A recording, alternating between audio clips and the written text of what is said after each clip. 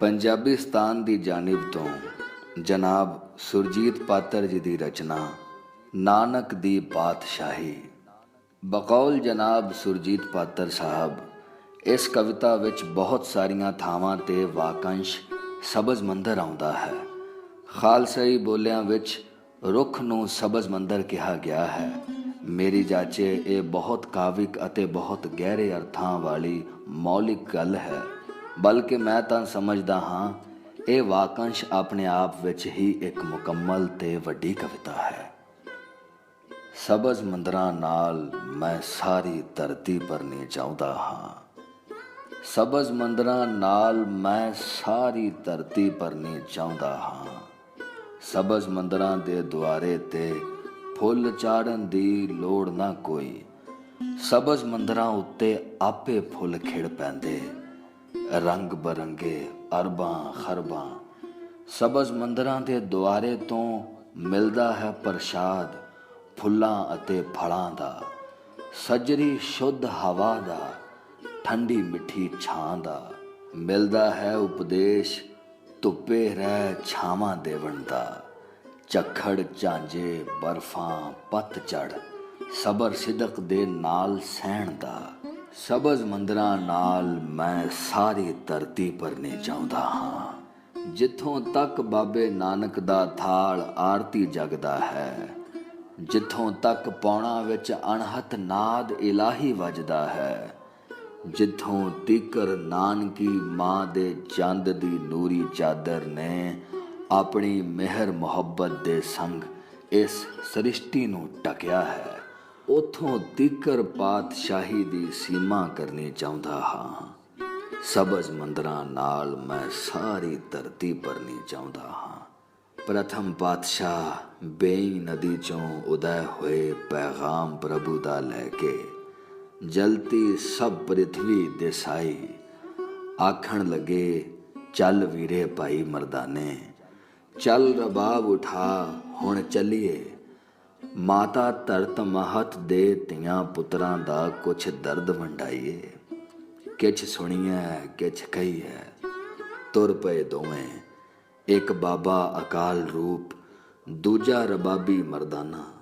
अंबर उत्ते तारे चमकण धरती उत्ते चारे कूट ओना दियां पैड़ां। सबज मंदरां छावें बह के बाणी गाउंदे। मक्के दे विच काजी मुल्लां पुछण लगे कट्ठे होई, हिंदू वड्डा के मुसलमान होई।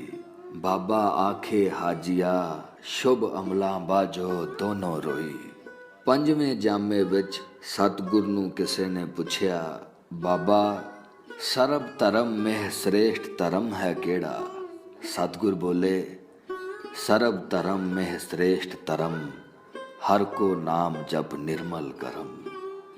हर का नाम जपण दा मतलब इस कुदरत दे सिरजणहार रहस दे वारे वारे जाना, इस दी खोज ते इस दियां गहरियां रमजां समझण दी जिग्यासा, इस दी सोहबत दे विच रहना, इस संग प्यार निभाउणा निर्मल करम है। सुची किरत कमाई मानवता दी सेवा, डिग्गियां ढट्ठियां दुखियां ते मस्कीनां दे रखवाले बनना, वंड के छकना सच्चियां दे संग खड़ना। ते फिर एक दिन दसम पातशाह दी सद सुन के महा विसाखी दे उत्सव ते चौं कूटां तो संगत आई।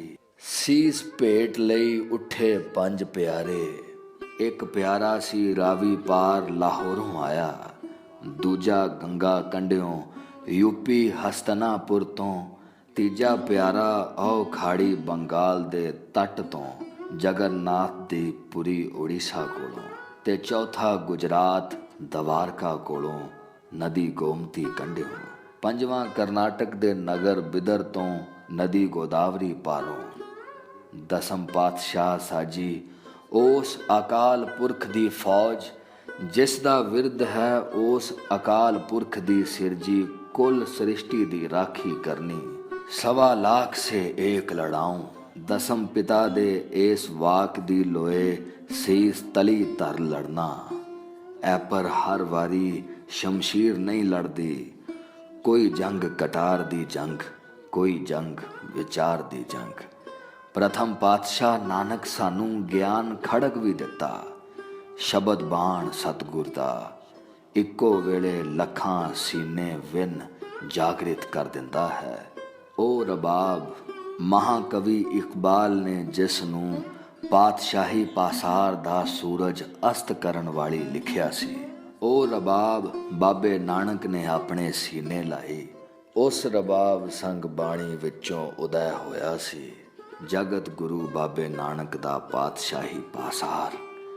जगत गुरु बाबे नानक लई पातशाही पासार दा मतलब मानवता दी मन भूमि सी।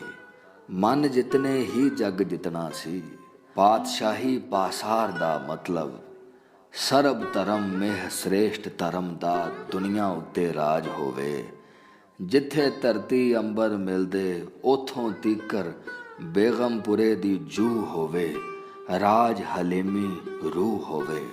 नानक नामदेव रविदास शेख फरीद कबीर जियां दे मुख तो चिम चिम वरसै अमृत धारा। बाणी गुरु गुरु है बाणी विच बाणी अमृत सारे, चिम चिम वरसै अमृत धारा। उस अमृत धारा दे सिंचे सबज मंदरां नाल मैं सारी धरती भरनी चाहुंदा हां। जिथों तक बाबे नानक दा थाल आरती जगदा है, जिथों तक पौणा विच अनहत नाद इलाही वजदा है, जिथों तीकर नानकी मां दे चंद दी नूरी चादर ने अपनी मेहर मुहब्बत दे संग इस सृष्टि नूं ढकिया है, उथों तीकर पातशाही दी सीमा करनी चाहुंदा हां।